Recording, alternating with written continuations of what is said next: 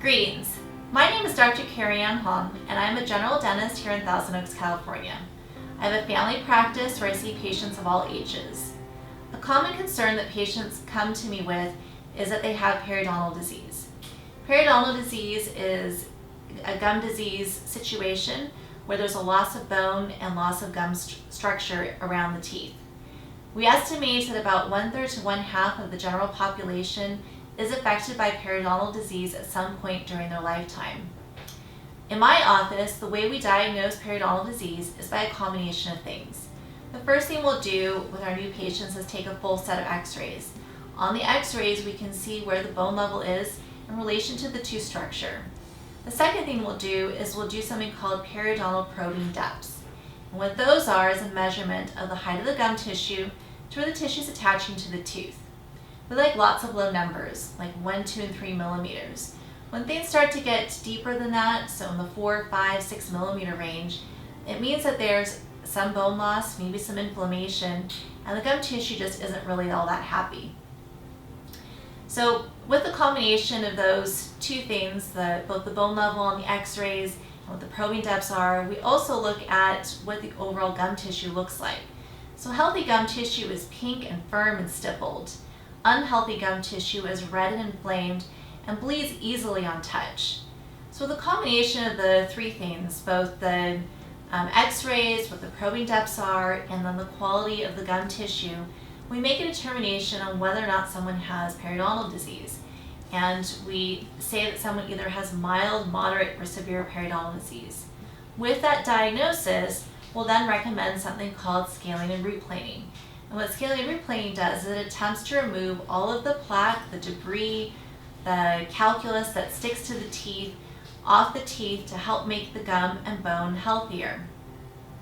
Sometimes this process can involve as many as 4 separate visits, because if there's a significant amount of debris stuck to the teeth, it might actually take an entire hour just to do one quadrant. And that would be why we would take more than one visit. Sometimes though, if the buildup isn't as severe or the bone loss isn't as bad, we're able to combine visits and let's say do half the mouth in one time.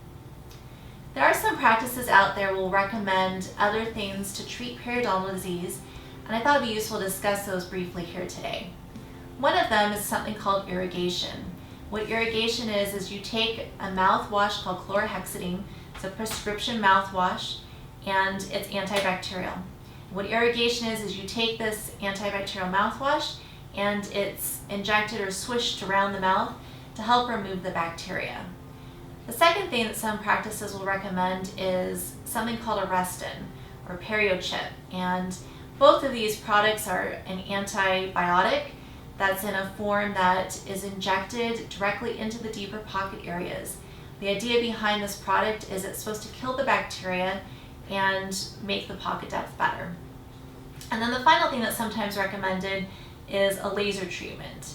What a laser treatment is basically a specific wavelength of laser light is shined in the pocket area to again help kill the bacteria and heal the bone.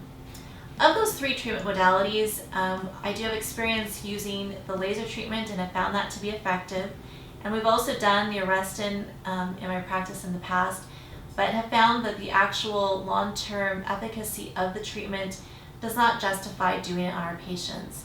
And with the irrigation, sometimes we will actually prescribe chlorhexidine for our patients that have a severe form of gum disease, but usually that's the extent of it. I'll prescribe it for my patients and allow them to use it at home, but I don't find it to be all that effective to actually do an irrigation in the office and charge them money for that.